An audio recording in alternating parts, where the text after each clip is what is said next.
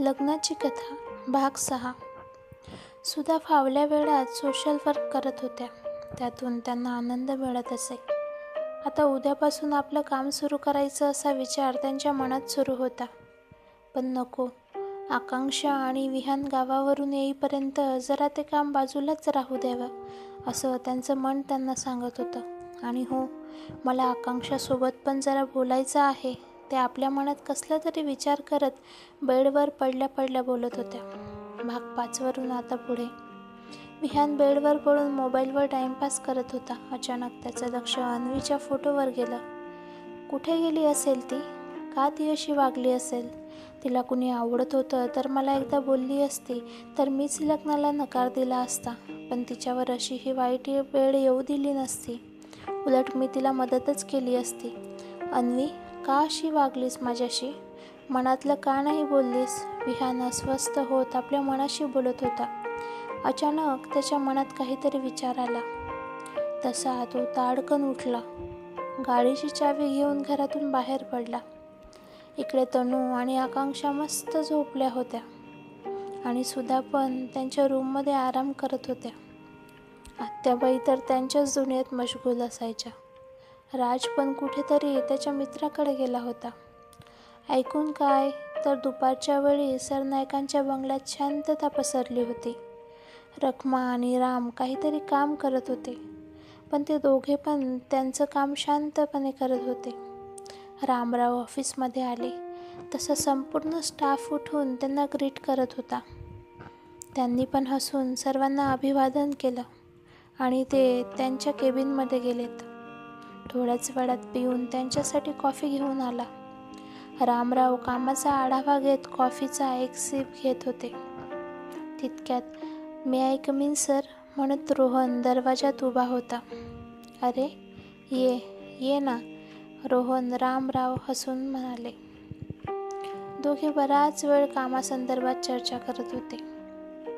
तितक्यात तेजस पण त्यांना जॉईन झाला. ते तिथं कामाच्या विषयावर चर्चा करत होते. इकडे विहान गाडी घेऊन सरळ अन्वीच्या घरी गेला. त्याला असं अचानक पाहून विनोदराव गोंधळून गेलेत. विहान, असा अचानक आलास? विनोदराव त्याला पाणी देत म्हणाले. तो आधी पाणी प्यायला आणि काहीतरी विचार करत पुढे म्हणाला. काका, त्या दिवशी नक्की काय झालं होतं ते मला एकदा सांगाल का? आता तुला अजून काय सांगायचं रे बाबा? आमच्या मुलीनेच आमच्या इज्जतीची लक तर वेशीवर टांगलीत. ते निराश होत म्हणाले. हो काका, असे निराश होऊ नका. मला तुम्हाला त्रास नाही द्यायचा, पण खरं काय झालं ते मला जाणून घ्यायचं आहे. विहान विनोदरावांना समजवण्याच्या स्वरात म्हणाला. विहान, आता तुला जाणून घेऊन काय मिळणार आहे? आकांक्षा चांगली संस्कारी मुलगी आहे. ती तुझा संसार सुखाचा करेल. तू आता अन्वीचा विचार आपल्या मनातून काढून टाक. आम्ही पण तिला आमच्या आयुष्यातून बेदखल केलंय. विनोदराव त्याला समजावत म्हणाले. काका, मला फक्त त्या दिवशी नक्की काय झालं ते जाणून घ्यायचं आहे. विहान पुन्हा शांतपणे विनोदरावांना विचारत म्हणाला. त्या दिवशी अन्वी जरा नाराजच होती. मी तिला कारण पण विचारलं, पण तिने मला काहीच सांगितलं नाही. तिने मला एकदा जरी तिच्या मनातलं सांगितलं असतं तर तिच्या म्हणण्याचा विचार केला असता. अगदी लग्नाच्या दिवसापर्यंत ती आम्हाला एका शब्दाने पण बोलली नव्हती. लग्नाचे बाकी सर्व विधी तर तिनं तुझ्यासोबत पार पाडले, पण नेमकी लग्नाच्या वेळी कुठं गायब झाली ते कोणालाच काही माहीत नव्हतं. तितक्यात आकांक्षा तिचा फोन आला म्हणून सांगायला आली. ते एवढे बोलून शांत बसलेत. काका, त्यानंतर तुम्हाला अन्वीने फोन वगैरे केला होता का? विहान, नाही रे, पण तिच्या आईचा फोन तिनं काल घेतला होता. ती आईला म्हणाली. आई, मी ठीक आहे, माझी काळजी करू नका. म्हणून तिनं लगेच फोन ठेवून दिला. ती कुठून बोलत होती तिने ते पण सांगितलं नाही का? विहान त्यांना प्रश्नार्थक नजरेने विचारत म्हणाला. नाही रे, तिने ती कुठं आहे ते पण सांगितलं नाही. विनोदराव हताशपणे म्हणाले. ओके काका, एकदा तिचा नंबर लावून बघा, लागतोय का? मला माझं मन सांगतंय अन्वी चुकीचं काहीच करणार नाही, विहान म्हणाला. विनोदरावांनी अन्वीच्या नंबरवर लगेच फोन लावला, पण आता फोन लागतच नव्हता. बऱ्याचदा ट्राय करून पण तिचा फोन नंबर लागत नव्हता. काका, मला तिच्या एखाद्या मैत्रिणीचा किंवा मित्राचा नंबर देता का? विहान म्हणाला. तो विनोदरावांकडे आशेने पाहत म्हणाला. विहान, एक दोघांचा नंबर आहे, ते देतो तुला. पण तुला मी अजून पुन्हा सांगतो, तू आता अन्वीचा नाद सोड, ते त्याला एकदा समजावत म्हणाले. बरं, येतो म्हणून विहान तिथून घरी यायला निघाला. घरी सुद्धा विहानला शोधत होत्या. दुपारी अचानक तो असा कुठे निघून गेला ते कोणालाच माहीत नव्हतं. रामराव पण घरी आले होते. ते म्हणाले, तो ऑफिसमध्ये पण आला नाही, मग कुठे गेला?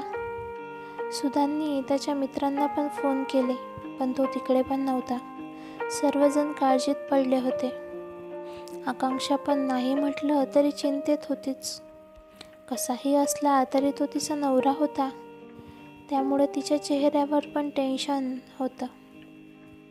सुधा, मला त्याच्याशी बोलायचं आहे. त्या दिवशी इज्जतीसाठी त्याचं लग्न आकांक्षाशी लावून दिलं, पण त्याच्या मनात काय आहे ते त्याला विचारायची ती वेळ नव्हती. पण आता तरी त्याला समजवायला हवं. रामराव थोडे चिंतेत बोलत होते. आकांक्षा पण घाबरली. बराच वेळ झाला तरी तो अजून घरी आला नव्हता. बघता बघता जेवणाची वेळ झाली तरी विहानचा पत्ता नव्हता. रामराव त्याचा नंबर ट्राय करत होते, पण फोन पण लागत नव्हता. याचा फोन पण लागत नाही. ते स्वतःवर वैतागून तितक्यात तो दरवाजात आला. त्याला आत येताना पाहून सुधाचा जीव भांड्यात पडला. आकांक्षाने पण त्याला आलेला पाहून तिथून तनूच्या रूममध्ये निघून गेली. विहान, अरे असं कोणालाही न सांगता कुठं गेला होतास? जाताना किमान आईला तरी सांगून जायचंस ना, रामराव त्याला समजवण्याच्या सुरात म्हणाले. बरं, तू फ्रेश हो, आधी जेवण करून घेऊया, त्यानंतर मला तुझ्याशी थोडं महत्त्वाचं बोलायचं आहे, रामराव त्याला म्हणाले. आता पण तो काही न बोलता भरभर जिन्यावरून वरती गेला. सरनाईकांच्या घरात प्रथा होती. दुपारी ऑफिसमुळे एकत्र जेवता येत नव्हतं, पण संध्याकाळच्या वेळी मात्र काहीही झालं तरी सर्वांनी एकत्रच जेवायचं, हा त्यांच्या घरचा नियमच होता. थोड्याच वेळात सर्वजण जेवणाच्या टेबलवर जमा झाले. आकांक्षा, तनू पण खाली आल्यात. आकांक्षाला तनूसोबत राहायला मिळत होतं म्हणून ती खुश होती. पण गावावरून आल्यावर मात्र त्या खडूस मुलाच्या रूममध्ये आपल्याला राहावं लागेल या विचाराने तिचं मन बेचैन होत होतं. तितक्यात विहान फ्रेश होऊन खाली आला. रखमाने आणि रामकाकांनी सर्वांना जेवण वाढलं. रामकाका, आई जेवली का? रामराव त्यांना म्हणाले. वय साहेब, मगाशीच त्यांना जेवण देऊन त्यांना औषधं पण दिली. त्यानंतर ते सुधाकडे पाहत म्हणाले. अगं, दादासाहेबांना फोन केला होतास का? ते गावी व्यवस्थित पोहोचलेत ना? हो, मगाशी मी फोन केला होता, तेव्हा नुकतेच ते घरी पोहोचले होते. छान झाला प्रवास, ते म्हणाले. त्यानंतर सर्वजण शांततेतच जेवत होते. विहान आपलं जेवण पटकन उरकून उठून सरळ रूममध्ये गेला. याला काय झालं आता? 2 दिवस झाले पाहते, आधीसारखा बोलत नाही, गप्पच असतो. आत्या पाठमोऱ्या विहानकडे पाहत म्हणाल्या. जेव तू, रामराव आत्याकडे पाहून म्हणाले. आकांक्षा आणि तनू पण जेवण करून तनूच्या रूममध्ये गेल्या. थोड्या वेळाने रामराव विहानच्या खोलीत आले. तो लॅपटॉपवर काहीतरी करत बसला होता. बाबा आलेले पाहून त्याने लॅपटॉप बंद करून बाजूला ठेवून दिला. विहान मनमोकळ्या बोलक्या स्वभावाचा मुलगा होता, पण त्याच्या लग्नात हा असा प्रकार झाल्यापासून तो शांत होता. हीच गोष्ट रामरावांना खटकत होती. त्यामुळेच ते त्याच्याशी बोलायला आले होते. बोला बाबा, तो जरा कोरडेपणेच म्हणाला. 2 दिवस झाले पाहतोय, तू कोणाशी बोलत नाहीस, गप्प आहेस. काय झालं? रामराव त्याला विचारत म्हणाले. बाबा, तुम्हाला तर सर्व माहीतच आहे, तरीही तुम्ही मलाच विचारताय काय झालं म्हणून. विहान, अरे पण मी हे मुद्दामून केलं का? वेळच तशी आली होती, तर मी अशा वेळी काय करायला हवं होतं, तूच सांग बरं. बाबा प्रश्नार्थक नजरेने पाहत म्हणाले. बाबा, तुमचं काहीही चुकलं नाही आणि तुम्ही जे केलं ते योग्यच आहे, पण मला या सर्वातून सावरायला थोडा वेळ तरी हवा ना. विहान, तुला हवा तेवढा वेळ घे, पण सर्वांशी आधीसारखा हसून खेळून बोलत नाहीस म्हणून मला जरा टेन्शन आलं रे. आणि ती मुलगी पण आपल्या घरात नवीन आहे, तिच्याशी पण बोल. मी कालपासून पाहतोय, तुम्ही दोघं बोलताना मला एकदाही दिसला नाहीत. बाकी काही पण सांगा, पण त्या महामायेशी बोलायचं म्हणजे मला नाही जमणार. बोलणंच काय, पण ती माझ्या नजरेसमोर आली तरी असं वाटतं तिचा गळा दाबावा. हे तो मनातच बोलत होता. काय झालं, कसला विचार करतोयस? बाबांच्या बोलण्याने विहान विचारातून बाहेर आला. काही नाही, बोला ना तुम्ही, तो स्वतःला सावरत म्हणाला. मगाशी कोणालाही न सांगता कुठं गेला होतास? बाबांनी प्रश्नार्थक नजरेने विचारलं. अहो नाही कुठं, ते माझ्या मित्राकडे गेलो होतो, तो जरा अडखळत म्हणाला. अचानक असा कोणत्या मित्राकडे निघून गेला होतास? जाताना किमान आईला तरी सांगून जायला हवं होतंस. ते मला दुपारी सिद्धार्थचा फोन आला म्हणून मग थोडं घाईतच त्याला भेटायला गेलो होतो, तो परत अडखळत म्हणाला. तो कशीबशी शब्दांची जुळवाजुळव करत म्हणाला. आईला सांगून जायचं होतं ना, आणि फोन केला तर फोन पण घेत नव्हतास. काळजी वाटते ना बेटा, रामराव त्याला समजावत म्हणाले. अहो ते मी गाडी चालवत होतो, त्यामुळे फोन नाही घेतला, विहान म्हणाला. बरं ठीक आहे, पण आकांक्षाशी पण बोलत जा. अरे चांगली मुलगी आहे ती, तिला पण वाटतच असेल ना तू तिच्याशी बोलावं म्हणून, बाबा त्याला समजवण्याच्या सुरात म्हणाले. त्यानं होकारार्थी मान डोलवली. तुम्ही दोघं एकमेकांशी बोललात तर एकमेकांना ॲक्सेप्ट करून घ्याल ना, रामराव त्याला समजावत म्हणाले. बरं झोप आता. ओके, गुड नाईट म्हणून बाबा जायला निघाले. तो पण बाबांना गुड नाईट म्हणाला आणि पुन्हा अन्वीच्या आठवणीत हरवून गेला. खरं तर ती त्याला पाहता क्षणी आवडली होती आणि 1-2 वेळच्या भेटीनंतर त्याच्या भावना तिच्यात गुंतल्या होत्या अन्वीच्या मनातलं, पण त्यावेळी त्याने जाणून घ्यायचा प्रयत्न केला होता, पण तिनं त्याला काय जाणवू दिलंच नव्हतं आणि अशी अचानक लग्नाच्या दिवशी गायब झाली. ती कुठं गेली, कोणासोबत गेली, कोणालाच माहीत नव्हतं. पण विहानच्या मनाला अजूनही पटत नव्हतं की अन्वी त्याला नकारून अशी अचानक लग्नाच्या वेळी निघून जाईल. त्याचं मनच या गोष्टीला मानत नव्हतं. त्याला अजून पण वाटत होतं की ती कसल्या तरी अडचणीत सापडली असेल. त्यानं आपल्या मनाशी ठरवलं की आपण तिचा शोध घ्यायचा. तो बरोबर वेळ तिच्या विचारात हरवून गेला होता. तिच्या विचाराने त्याला झोप पण लागत नव्हती. तो आता तिची काळजी करत होता. तिला कुणी फसवून तर घेऊन गेलं नसेल ना. बिझनेसमध्ये पण बरेच विरोधक होते आणि बऱ्याच लोकांना बाबांची आणि विनोद काकांची मैत्री खटकत होती. असा कोणी वैरी तर नसेल ना, या दोघांमध्ये भांडण लावायला तर कोणी असं केलं नसेल ना. विहानच्या मनात नको नको ते विचार येत होते. म्हणतात ना, मन चिंती ते वैरी न चिंती. बराच वेळ विचार करून खूप उशिराने त्याची झोप लागली. इकडे आकांक्षा मस्त तनूच्या रूममध्ये झोपली होती. विहान तिच्याबद्दल काय विचार करतोय किंवा नाही करत या गोष्टींशी तिला काहीच घेणं देणं नव्हतं. रामराव पण त्याच्यासोबत बोलून गेल्यापासून विचारात पडले होते. हा मुलगा असा का वागतोय? परवापासून आकांक्षाला आणि त्याला एकदाही बोलताना मी तर पाहिलं नाही. मान्य आहे, अचानक तिच्याशी लग्न लावलं, पण एकमेकांशी बोलायला काय हरकत आहे? हे दोघे काय एकमेकांशी बोलत नसतील? रामराव विचार करत होते.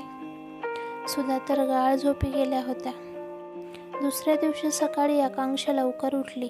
रात्री लवकर झोपल्यामुळे ती सकाळी लवकर उठली होती. थोडा वेळ बाल्कनीत जाऊन उभी राहिली.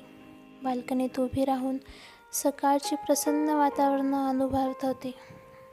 बाजूच्या झाडांवरून पक्ष्यांची किलबिल ऐकू येत होती. सकाळी सकाळी पक्ष्यांचा सुमधुर आवाज ऐकून तिचं मन प्रसन्न झालं. ती प्रसन्न मनाने तिचं आवरायला गेली. ती तिचं आवरून खाली आली. सुधा पण लवकर उठून देवपूजा करत होत्या. आकांक्षा पण त्यांच्या जवळ जाऊन बसली. तिनं देवाला नमस्कार केला. त्यानंतर आईंना नमस्कार केला. त्यांनी तिला आशीर्वाद दिला. त्यानंतर त्या किचनमध्ये जायला निघाल्या. आकांक्षा पण त्यांच्या मागे जातच होती. तेवढ्यात त्या तिच्याकडे पाहून म्हणाल्या, अगं आकांक्षा, तू काय करणार आहेस किचनमध्ये येऊन? मी पण रखमाला नाश्त्याचं सांगून येते, तू बस, मी आलेच, म्हणत त्या आत गेल्या. तिला वाटत होतं उगाचच लवकर उठले, काय काम पण नाही. खरं तर विहानप्रमाणे मी पण जिम सुरू करायला हवी, पण तो खडूस मला घेऊन जाणार आहे का? बघूया, तनूला तयार करावं लागेल, ती विचार करत म्हणाली. तितक्यात सुद्धा बाहेर आल्या. बोल आकांक्षा, तुला बरं वाटतंय ना? म्हणजे तुला करमतंय का गं? त्या तिला काळजीने विचारत होत्या. हो आई, करमतंय, ती चेहऱ्यावर खोटं हसू आणत म्हणाली. तू मला तुझ्या मैत्रीण समजून माझ्याशी अगदी मोकळेपणाने बोलत जा गं. मला पण कळतंय तुझं मन. तिला अचानक त्या दिवशी लग्नाला उभं राहावं लागलं. आणि खरंच तू खूप समजूतदार मुलगी आहेस, म्हणून तू आमचा विचार केलास आणि तू लग्नाला तयार झालीस. खरंच आकांक्षा, तू या सरनायक घराण्यावर खूप उपकार केले आहेस बघ. सुधा तिच्या डोक्यावरून हात फिरवत कौतुकाने म्हणाल्या. आई, अहो माझं कशाला एवढं कौतुक करताय? खरं तर अन्वीच्या बाबांची आणि आपल्या बाबांची अवस्था पाहून त्या दिवशी मला वाईट वाटलं आणि त्यामुळे मी लग्नासाठी होकार दिला. बरं, चल आपण आजीला नाश्ता घेऊन जाऊ. त्यानंतर त्या दोघी आजीच्या रूममध्ये गेल्या. इकडे तनू मॅडम उठल्या होत्या. आज आकांक्षा लवकर उठली वाटतं, तनू मनातच म्हणाली आणि आपल्या आवरायला गेली. बाबा पण त्यांचं आवरून सोफ्यावर वर्तमानपत्र वाचत बसले होते. तितक्यात विहान पण जिमवरून आला. तो भरभर जिना चढून वरती गेला. गुड मॉर्निंग काका, म्हणत तनू रामरावांच्या शेजारी येऊन बसली. तोवर आकांक्षा आणि सुधा पण आजीला नाश्ता देऊन थोडा वेळ गप्पा मारून बाहेर आल्या. सर्वजण नाश्ता करायला टेबलवर बसलेत. तितक्यात विहान फ्रेश होऊन खाली आला. तो पण सर्वांसोबत नाश्ता करायला बसला. तनूला तर विहानचं आश्चर्यच वाटत होतं. एवढा बडबड करणारा विहान दादा या 2 दिवसात किती बदलला होता. पण त्याच्याशी काय बोलायची हिंमत पण नव्हती. तिला भीती वाटत होती, कारण काल राजने मस्करी केली तेव्हा विहानच्या डोळ्यातला राग तिने पाहिला होता. त्यापुढे ती पण गप्पच बसली. काय असेल विहानच्या मनामध्ये? तो कधी आकांक्षाला ॲक्सेप्ट करेल का? तन्वीला विसरू शकेल का तो? कसा असेल त्या दोघांचा पुढचा प्रवास, बघूया पुढील भागामध्ये. तुम्हाला हा भाग कसा वाटला नक्की सांगा, आणि आवडला असेल तर चॅनलला सबस्क्राईब करायला विसरू नका.